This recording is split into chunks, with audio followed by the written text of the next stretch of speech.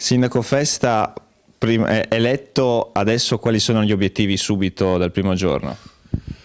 Obiettivi ce n'è tanti oggettivamente, bisogna capire quello che ci si trova dalla vecchia amministrazione e poi sicuramente tutto quello che noi abbiamo scritto nero su bianco sul nostro programma, che sono cose che i cittadini si attendono e per i quali ci hanno premiato in questa situazione. Adesso la squadra di governo c'è già una bozza oppure è tutta da formare?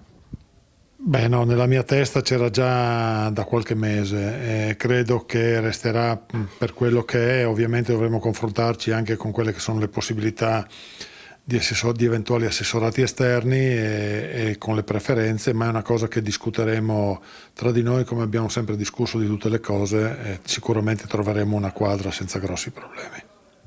Rispetto all'amministrazione uscente, quali saranno sicuramente le differenze che vorrà impostare? Beh, le differenze sostanziali, ripeto, sono quelle che noi abbiamo già scritto anche sul programma. Si basano sul recupero di alcuni servizi che erano stati dati in gestione fuori, servizi che riteniamo essenziali per quelle che sono le esigenze dei cittadini, in primis.